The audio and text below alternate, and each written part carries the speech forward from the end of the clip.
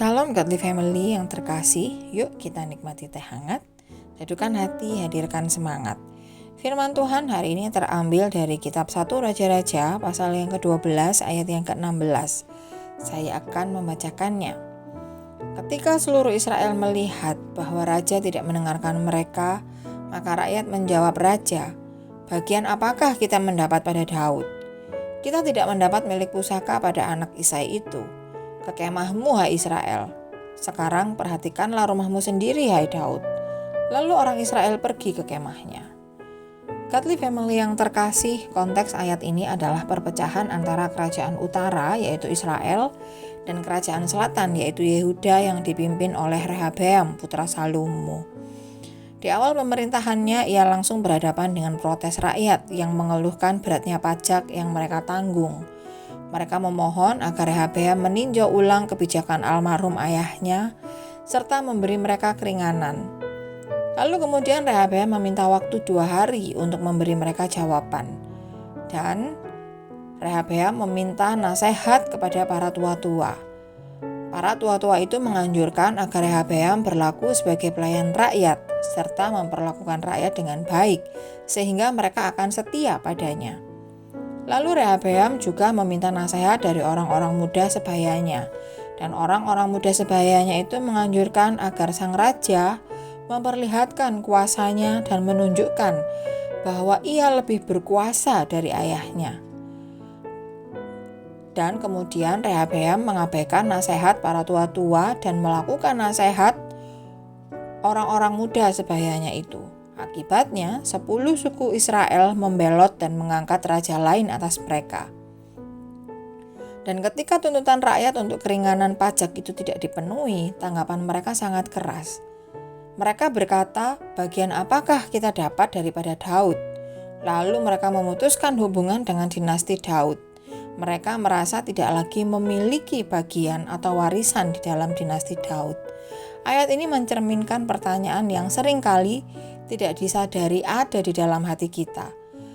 Di manakah kita mencari bagian dan milik pusaka kita? Godly Family yang terkasih, di dalam kehidupan kita sebagai orang-orang Kristen, kita seringkali merasa kecewa. Kita merasa marah atau kita merasa ingin putus hubungan ketika dunia ini tidak lagi memenuhi harapan kita.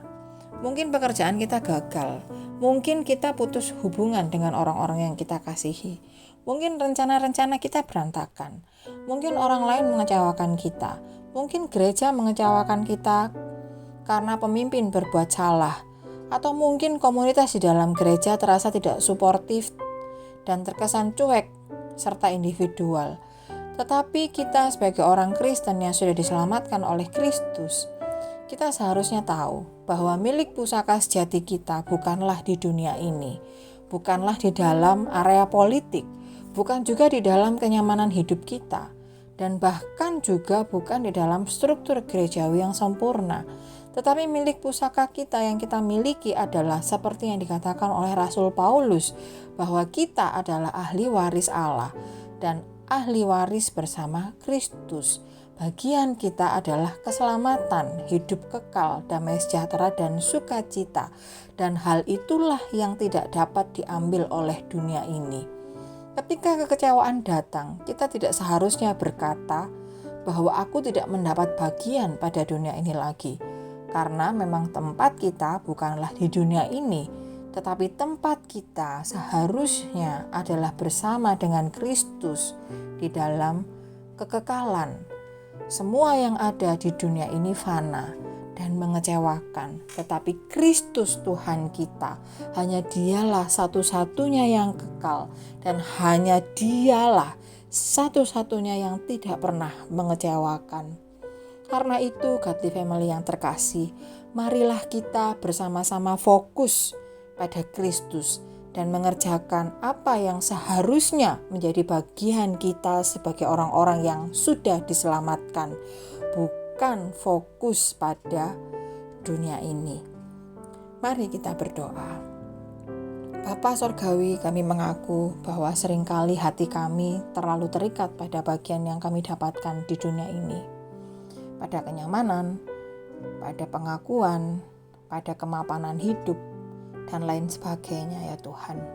Dan ketika hal-hal itu mengecewakan, kami cenderung ingin menarik diri kami dan kekayaan rohani yang telah diwariskan oleh Kristus kepada kami.